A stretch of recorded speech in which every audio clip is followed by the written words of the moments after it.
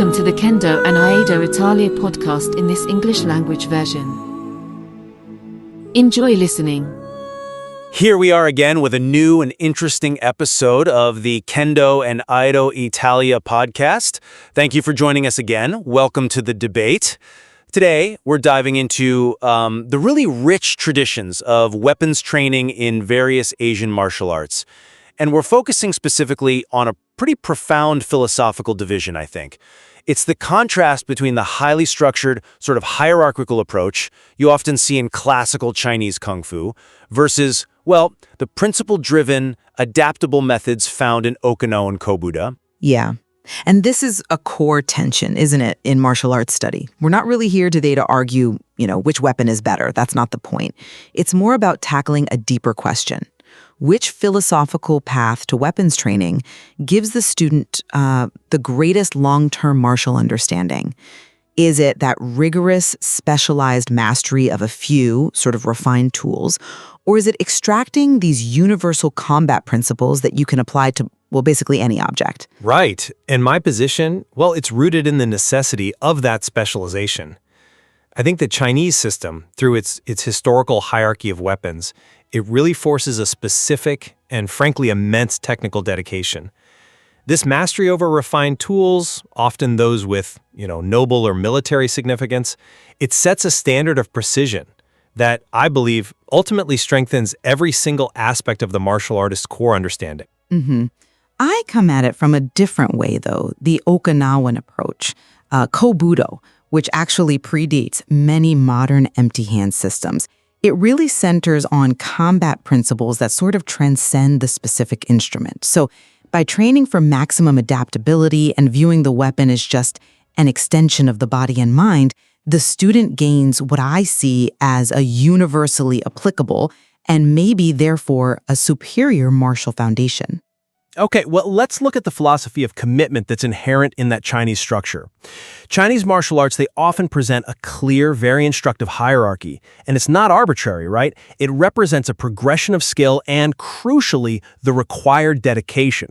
We often talk about the four famous weapons, the staff, the broadsword, the spear, and the straight sword, and their importance is established not just by function, but by their cultural titles. Okay. So, the staff is the grandfather of the 100 weapons. It's the base for all long weapons. The broadsword is called the general, a key battlefield tool. The spear is crowned the king, for its deadly range and effectiveness.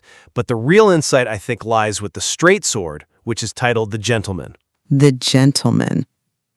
Okay, so what does that title practically demand that, say, the king or the general does not?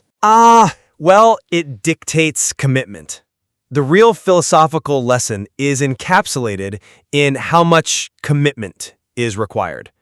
There's that famous saying, right? 100 days with a knife, 1,000 days with the spear, and 10,000 days with the sword. Now, this isn't just poetry. It illustrates that genuine combat understanding, that ability to achieve a level of precise, almost artistic finesse. It requires the extensive, specific dedication demanded by the most technically challenging and culturally significant weapon, which is the straight sword. So the structure itself validates this pursuit of excellence through specialization. That is a compelling argument for specialization, I grant you.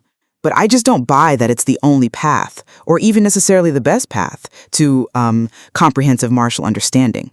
The Okinawan approach, kobudo, which literally means ancient fighting art, it emphasizes these core combat principles for very good reason. They are universally transferable.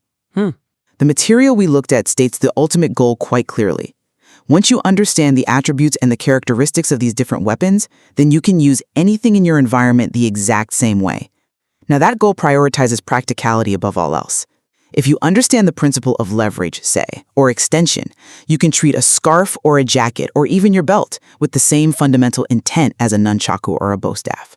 But surely those Okinawan tools themselves, they still require dedicated training in their specific forms, don't they? I mean, the sai is clearly a highly specialized tool. Oh, it is, absolutely. But its specialization is rooted in, I'd say, utility and spontaneity. Not really ceremonial grandeur or direct military application like the Chinese examples.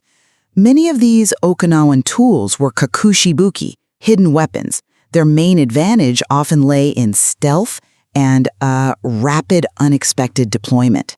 It's deliberately contrasting with dedicated military hardware, and the Sai is a perfect example here. It was essentially a law enforcement tool. Its purpose wasn't battlefield lethality, but controlled apprehension, catching a weapon or a limb, and then disabling the threat, usually with a non-sharp tip. So this focus on controlled application and spontaneous utility, it really confirms that the underlying principle, how to use leverage, how to block efficiently, that's more important than the specific tool's status or history. Okay, that contrast in intent lethality versus control, that I think is probably the key disagreement here. Because while the Sai, as you say, aim for non-lethal apprehension, the most revered Chinese weapons are, well, they're fundamentally designed for absolute, total battlefield efficacy. The Dao, the broadsword, is a fierce slashing weapon. It's intended to cause an opponent, or maybe their horse, to simply bleed out. There's really no moral ambiguity in its function. And the spear, the qiang, it's the king precisely because its utility is tied to its effectiveness in high-stakes military conflict. It's long-range, it's cheap to equip mass forces with, and it's lethally effective even in, let's say, relatively unskilled hands. So the value of the Chinese hierarchy, therefore, seems tied directly to practical lethality and organized defense in major conflict. That's an interesting point, yeah.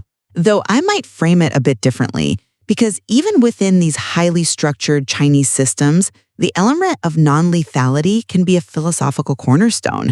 I mean, we know that the Shaolin monks prioritized the staff, the grandfather of weapons, specifically because it lacked a sharp blade. It could be used to, quote, simply knock out an opponent, which helped avoid generating negative karma. So control and non-lethality aren't exclusive to Kobudo. They exist right at the very base of the Chinese system, too. That's fair with the staff example. And furthermore, Kobudo's definition of combat efficiency, it often goes beyond just penetration or cutting power. Consider the EQ, the bow oar. Now, it's often reserved for high-level Okinawan practitioners, yet its primary tactical application might be something as seemingly non-lethal as throwing sand or water into an opponent's face, just creating a moment, a tactical advantage before a decisive strike. This really emphasizes environmental manipulation and tactical awareness over, say, brute force or penetration.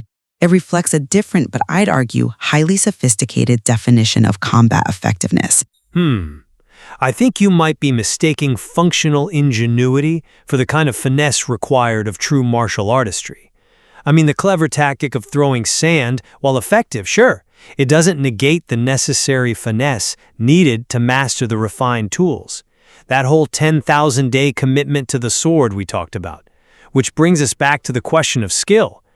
Should we value specialized finesse more or generalized function? Well, I challenge the idea that skill should be defined solely by artistic difficulty, which is sort of what that 10,000-day requirement for the street sword implies, isn't it? Instead, shouldn't skill be defined by achieving effective combat results with the tools you actually have at hand, even if those tools are common objects? Look at the Okinawan staff, the Rokoshaku Bu. Physically, it's shorter than the typical Chinese staff. This forces the practitioner to develop a really unique way of fighting, using both ends simultaneously, adapting the distance for Okinawan-specific constraints. This immediate adaptability, even in a foundational weapon like the staff, demonstrates a sophisticated applied skill that is inherently transferable to basically any long object you might encounter. I'm sorry, but I just don't quite buy that equivalence. The specialized mastery of the straight sword, the jian, the gentleman of the 100 weapons, it elevates martial practice beyond just mere functional application. That dedication, those 10,000 days, it's about linking the physical practice to higher cultural and spiritual disciplines. Whether you're talking about Taoist swordsmanship or, historical practices like the famous sword dances of the Tang Dynasty. This pursuit of absolute precision, of artistic mastery, it provides a depth that adapted common objects simply cannot facilitate. Training with a weapon that demands such microscopic control, it gives you a refined level of precision that strengthens all martial understanding, including your empty hand forms, in a way that generalized principles alone, I believe, cannot possibly achieve. I think, though, you might be overlooking the deeper historical context of the Okinawan path here, which provides its own unique measure of authenticity. While the Chinese weapons, yes, they boast these deeply documented military origins, like the spear's horsehair tassel, a practical design element meant to blur vision and soak up blood, showing centuries of specific lethal design refinement. The Okinawan weapons, they developed under conditions of real necessity and oppression. And that necessity led to arguably cruder tools, not specialized excellence. Not crude, I'd say adaptable. Look, the development path of Kobudo was influenced by trade, yes. The Tonfa potentially coming from Siamese or Thai martial arts. But crucially, their arsenal was born out of necessity, defending against the Japanese sword during the Satsuma samurai occupation. Their lack of the sword wasn't a choice, it was a deliberate limitation imposed by circumstance. And this unique history, defending against the ultimate military weapon using farm tools and household items, it mandates that the underlying principles of defense and counterattack become universal and robust.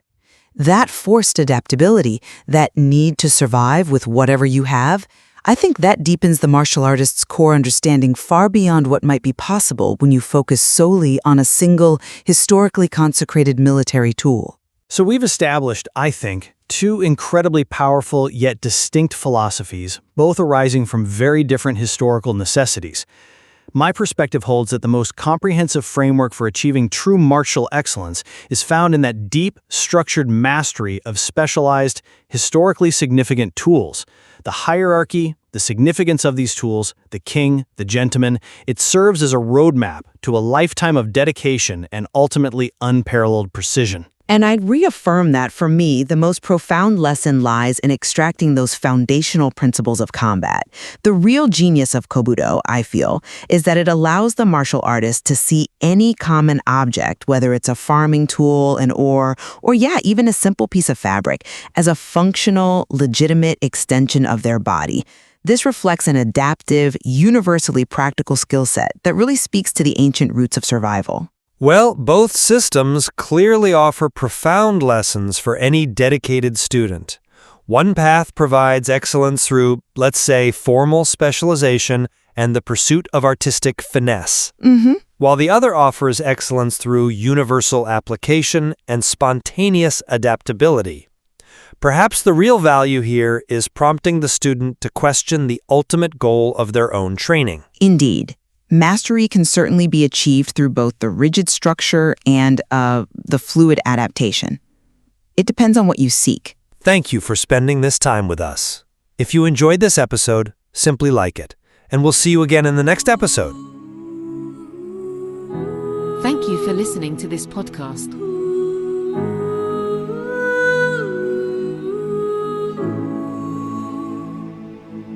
Kendo Iaido Italia, il podcast.